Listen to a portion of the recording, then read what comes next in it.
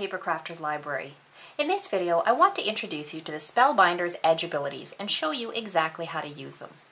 Now, Spellbinders Edgeabilities are die templates that were designed to cut and emboss beautifully detailed edges for your cards, scrapbook pages, and other projects. In addition to creating edges, you can also use them to create standalone decorative borders for embellishing your projects, and I'll show you exactly how in just a minute. The first 6 sets of Edgeabilities were introduced at the 2011 Summer CHA, and they included the classic triple scallop, the classic bracket, the classic petal, the classic scallop, the classic postage stamp, and the classic rickrack. Now, each of these sets includes an edger die and 2 decorative inserts. So the edger die, and you can see that here, is what will cut this rickrack shape. The inserts, labeled Insert A and Insert B, are designed to work within the rickrack edger die, like so. At the Winter 2012 CHA, Spellbinders took it a step further. In their new release, they separated the edgers from the inserts, allowing existing Edgeabilities customers to simply purchase new inserts and not end up with duplicate edgers, and then giving new customers great value and variety, allowing them to purchase 3 different edgers in one set and then building their insert collection. So right now there's 2 different sets of edgers, and you can see them here. Each set includes 3 different edges. So it's the Classic Edges 1 and Classic Edges 2. Now there's 6 different sets of decorative inserts, and here you can see a couple of them, Classic Decorative Inserts 2 and 3, and these are designed to work within the edgers. Now both the Classic Edgeabilities that I showed you earlier, along with the decorative inserts and then the classic edges, they each retail for around $19.95 US, and each set contains 3 dies. Now both the edgers and the inserts for all of these types all measure around 8 inches in length, but they're designed in such a way that you can actually create longer edgers and borders, and I'll also be showing you how to do that. So what's the big deal about the Spellbinders Edgeabilities? I mean, after all, there's a huge array of different border punches on the market to choose from. Now, first off, the dies are obviously significantly more compact. You can take a look at one of these edgers compared to the punch. I could take out all the edgers and inserts from these 6 sets, and it would still weigh less than 1 punch and take up less space. Also, as with all the other Spellbinders products, you can cut, emboss, and stencil with the Edgeabilities.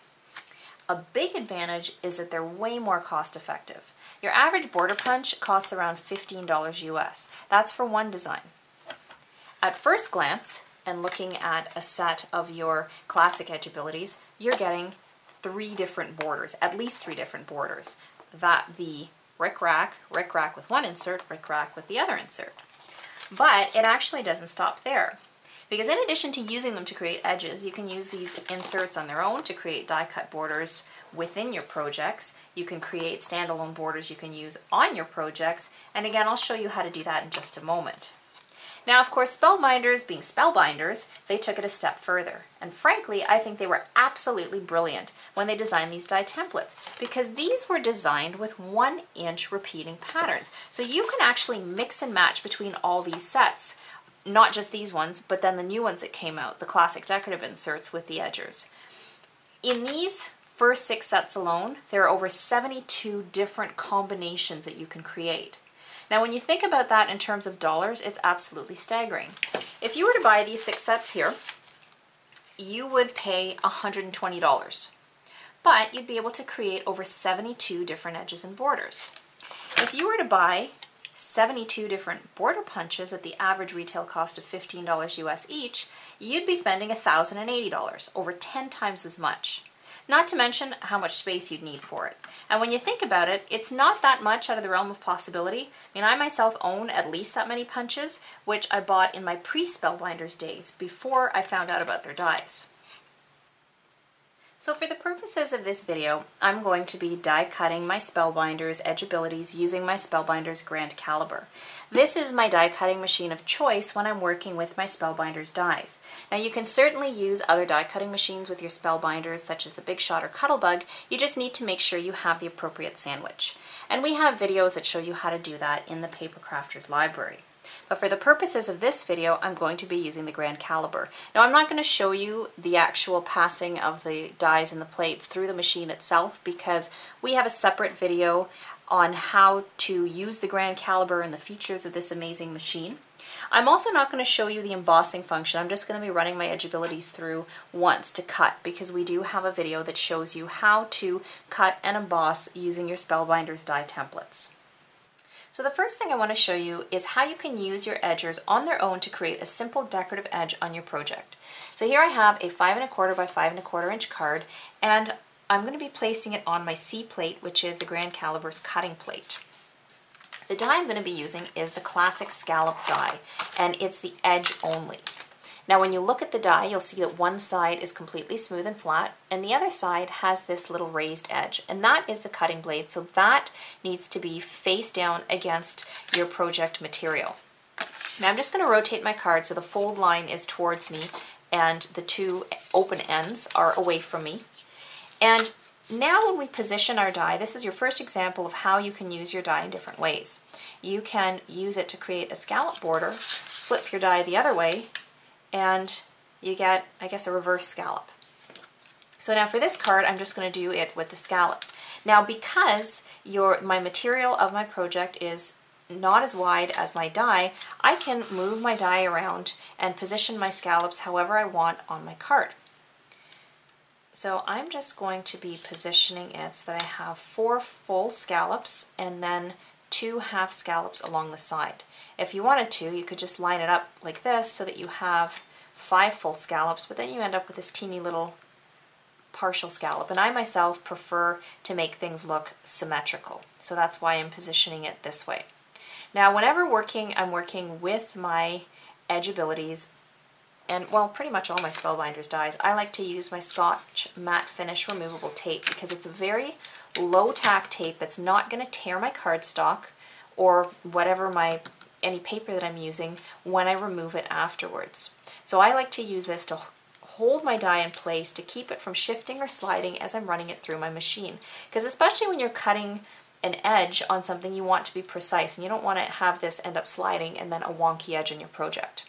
So here I've got this positioned and stuck to my project. Now, because I'm cutting through 2 layers of cardstock, this can handle the 2 layers of cardstock, but this is a fairly sturdy cardstock. It's an 80-pound weight. So I'm actually going to run it through my grand caliber twice, and that will just give me a cleaner cut than if I only run it through once. So I'm going to place my base plate on top, and that's the gray A plate, and I'm going to run this through my grand caliber. So I'm back from my grand caliber, and when I remove the base plate from the top, and I remove the die, there you can see my tape did not tear my paper. You can see I have this beautiful, simple scalloped edge along the bottom of my project. So we've looked at using the edger on its own. Now I want to show you what it looks like with an insert, because now you can use your insert, insert A or insert B, to create even more decorative or elaborate pattern on your project. So here I'm going to be using insert A, and I'm going to be positioning it inside the scallops. Now, one thing to notice with this edger is you can see that the cutting edge or the raised edge is about 1/8 of an inch away from the edge of the die. So take that into consideration when you're positioning your die into your already die cut edge.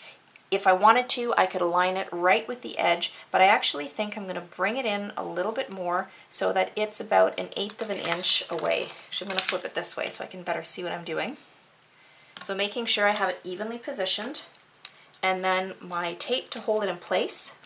I'm going to run this through my grand caliber, and I'm going to do it twice, again because we're going through 2 layers of the cardstock. So I'm back from the grand caliber, and I'm just going to remove my die.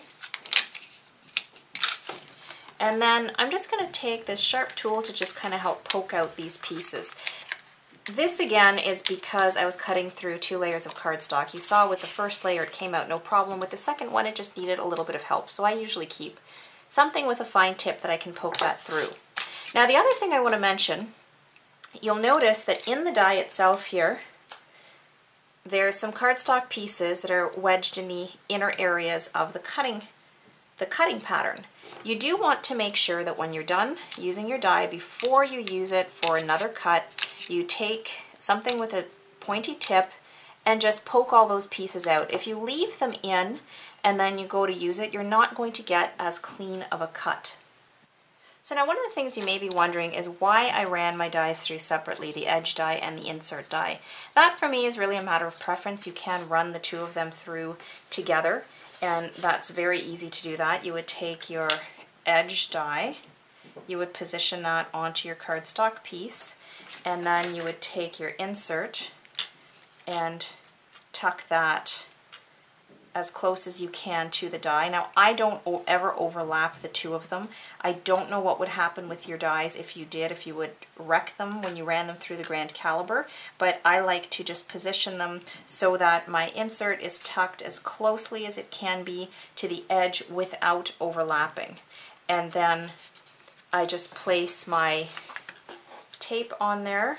Actually, I'm going to turn that sideways and then run that through my grand caliber. So there, when you remove that, you can see what that looks like, and it doesn't really look any different than when I did the two of them separately. The only difference about doing them separately is you have a little bit more control over the placement of your hole. So let's say you wanted your hole a little bit closer to the edge. When you put the two of them together, like I just showed you, that's as close to the edge as you can get. If you do it separately, you can get your image closer to the edge. So really, it's up to you, and try it out, see which way you prefer. So the next thing I want to show you is how easy it is to combine several inserts with one edger to get really cool borders. So here I'm going to take insert B for my classic postage stamp die, and I'm going to align this so that the largest hole is in between my scallops. I'm going to hold that down with a little bit of my tape, and I'm going to run that through my grand caliber.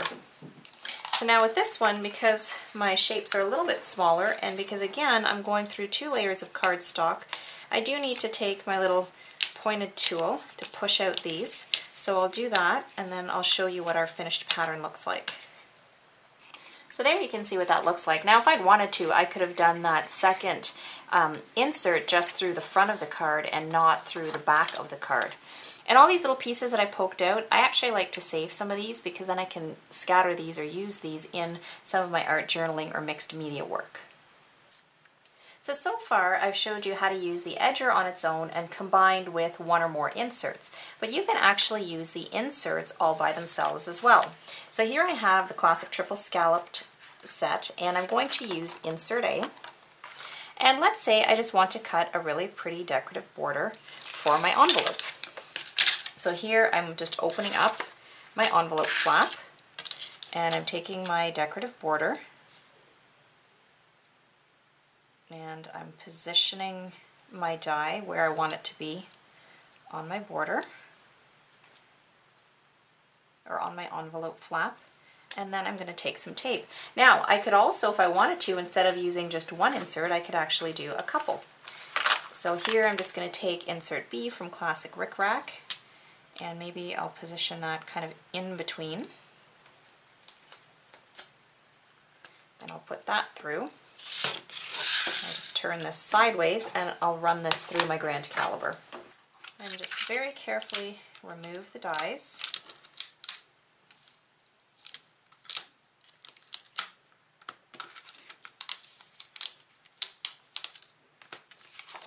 And there you can see I have this decorated flap in my envelope.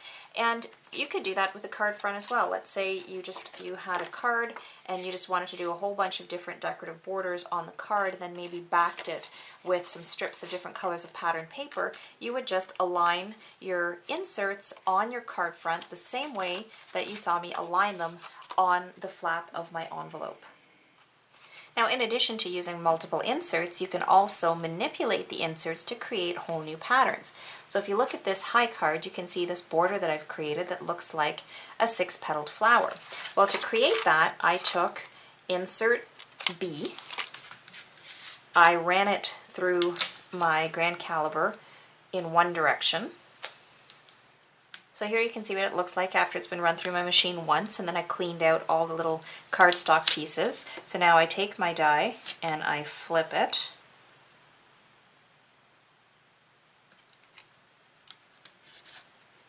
Run it through my grand caliber again. And then here, now run through the machine a second time, you can see I've got this really pretty flower shape. So I've just by using my one insert and manipulating the direction it's in, I've come up with a whole new pattern. So besides creating decorative edges on projects, you can also create standalone borders. So here I have a piece of cardstock that's 12 inches long by 1 inch wide, and I'm going to use my edge from the classic scallop set. Now I'm going to position it on here to show you how to create a standalone border, but I've also, if you notice, my cardstock piece is longer than my edge die, because afterwards I'm going to show you how you can create an edge that's longer than your die. So I'm just going to take my edge, but I'm also just taking my ruler here because I do want to make sure that it's straight, especially considering the fact that right now my cardstock piece is longer than my die piece. So I'm measuring. I'm going to slide my edge all the way to the end.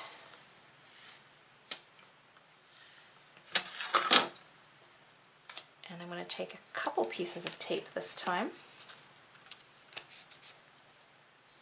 And then you just make sure if your cardstock piece is longer than your cutting plate, you can see here I have it hanging, overextending the edge. So I'm just going to run this through my grand caliber. So there you can see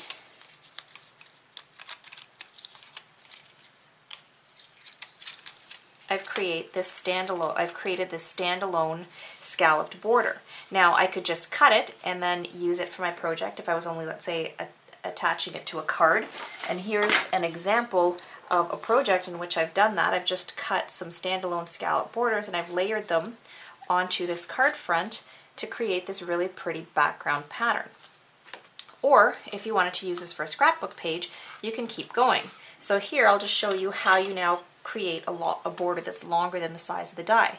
I'm bringing back my ruler. So initially I had positioned my die so that it was 1/2 inch up from the edge of the cardstock, and I'm just going to take my die again.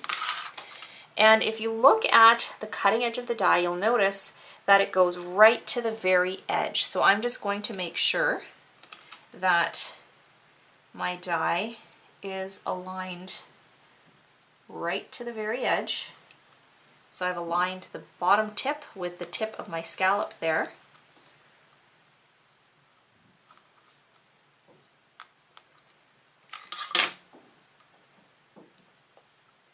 Use my tape to hold that down. And then, now because my die shifted, I'm just going to make sure that's straight. And that does look straight. So now I'm going to run this through my machine again. Now you'll notice my strip is extending beyond the top, but I'm making sure my full die is on the plate. And actually I think I'm just going to flip it this way so that it's extending at the bottom. And I'm going to run this through my grand caliber. So now when I remove this, you can see I now have a 12-inch long scallop border. So that's how easy it is, even though the die itself is only 8 inches long, how easy it is to create borders that are beyond the length of the die. So now you've seen me create a border where you have the pattern along one edge and then the other side is straight, but you can just manipulate your die to create a border that has a pattern on both sides. So now here, I'm just going to show you using my scalloped edge die, but this time I'm reversing the direction of my scallops. You'll see what I mean in just a minute. So I'm going to run this through my grand caliber. So you can see now, instead of using the scalloped edge, I'm using this more wave pattern. I'm going to flip my die this way, and then run that through the grand caliber. So there, after running it through my grand caliber a second time, you can see I've got this really cool border with these sort of wave pattern on both sides, and even though I didn't actually run it through with my embossing plate, you can see I still have this really neat embossed pattern on the inside. Now you saw me position the die first in one direction, then in the other direction, but here's another way you can use it. Here I've got the zigzag die. I'm going to run it through first off in this direction. And then, instead of, I could flip my die this way and end up with this shaped border with this diamonds, or if I just keep my border, my edger, oriented in the same direction, and here I'll just align it fairly close to that edge, and I run that through my grand caliber. Then here, so now if I remove that, you can see that I actually end up with this really cool rickrack border. And you can do it as wide or as thick as you want. Here's one that I did that's a little bit thinner, and had I moved my die closer, I could have gotten even thinner than this or wider than this. Then you can bring in your inserts into this. So this border that I showed you, if I wanted to, I could take, let's say, this insert B from the classic postage stamp, and I could have had that really cool pattern going down the center of my border. So as you can see, I mean, I've showed you so many different ways to use these, and that just scratches the surface. The mix and match possibilities of the edgers and the inserts are absolutely endless. Well, I hope that's given you some ideas on the endless possibilities of mixing and matching using your Spellbinders Edgeabilities. Now, you can find more videos on other Spellbinders products and how to use them, along with project ideas at the Paper Crafters Library.